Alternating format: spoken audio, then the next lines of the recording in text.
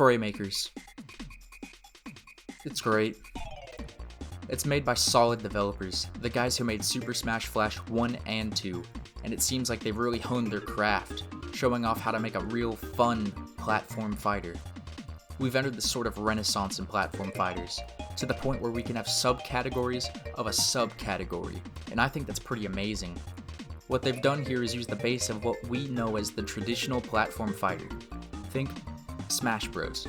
It's sort of like how Street Fighter is the base traditional 2D fighter, and they tweaked it a little bit to give it a bit of unique flair. They've stuck with the tried and true movement options such as dash dancing and wave landing for good grounded mobility, while they added some real juice to the aerial experience.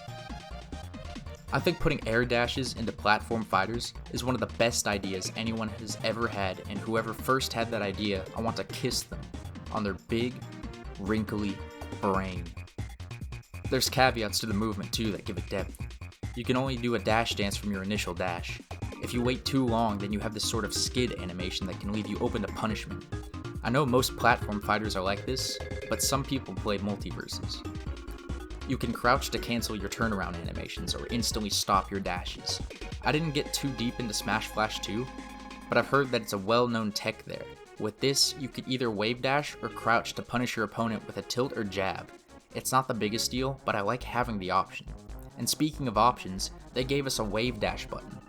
We've gone from making you air dodge at specific angles during your character's unique jump squat that you only have a few frames to do perfectly, to Rivals of Aether giving us a macro, where if you press jump and air dodge on the ground in whatever direction you want, it'll do the hard parts for you. And now we have a button. Press whatever button you dedicated as the check out my sweet wave dash button, and there you go. Honestly, I'm fine with it. I'm just thinking of how far we've come, and it's pretty crazy. Air dashing? Fuck, I love it. Is actually pretty risky. Using an air dash puts you in a special fall, so you can't act out of it once the dash is over. And it has an increased landing lag as well. You can throw out an aerial during the air dash before it ends to hit someone, like you would in one of my Japanese anime fighters. And on hit, you're fully actionable and can continue the pressure. However, if you miss, you get even more end lag on your move, and you're probably going to eat a big fat 30% or more depending on your opponent and their skill level. I failed to mention the biggest addition that is this game's unique selling point. You have assists to extend combos, help you win neutral, or just throw out Among Us because you're a child and think it's funny. It shakes the game up in a way that reminds me of when Sakurai started adding magic meters to new Smash characters. But now you can choose whatever magic meter you want, like if Cloud had Arsene or some other horrible idea. It's a small addition, but added on to such great foundation really makes this game stand out for all the right reasons. What I'm talking about really comes down to me saying this game has depth, built from a tried and true base. Smash Bros. Is the biggest fighting game in the world, and yes, platform fighters are still fighting games.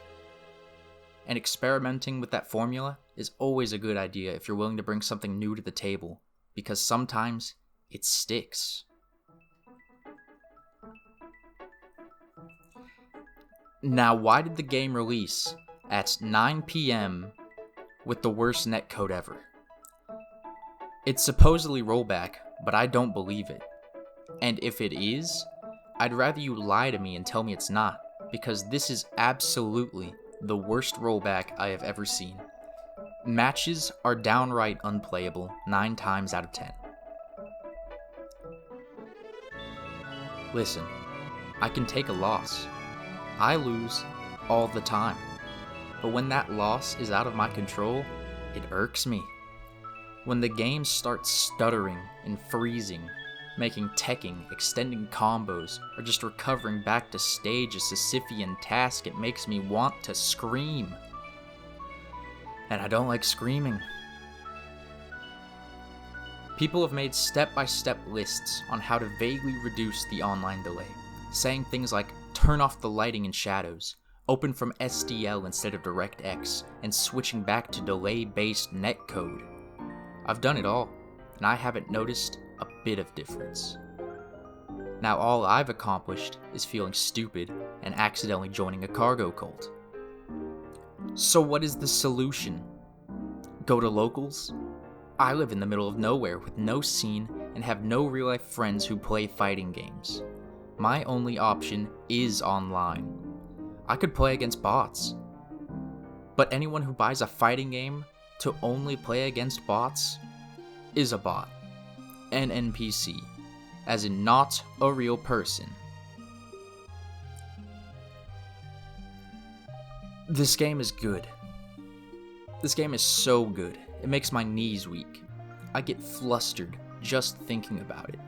And I want to love this game so bad. But not being able to play online is almost as bad as not having the game come out at all. It's a tease that makes me upset and has me dreaming of what ifs and if onlys. McCloud Gaming, I implore you to fix this issue as fast as possible. I've done my part. I've sent in feedback. And hell, I felt compelled enough to fervently type this out and make a video. Now it's time for you to hold up your end of the deal to fix this, or all this hard work could end up for nothing. I would really hate that.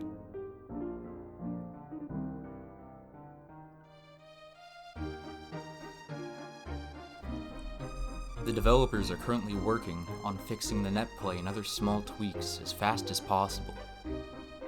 But first impressions have already been made by a lot of people. And I'm just not sure how this will affect the game and its popularity in the long run. I'll definitely continue doing my best to enjoy the game. But I wrote and recorded most of this when I was feeling very passionate. The kind of passion that makes you want to speak out. To speak out and have my small voice be heard.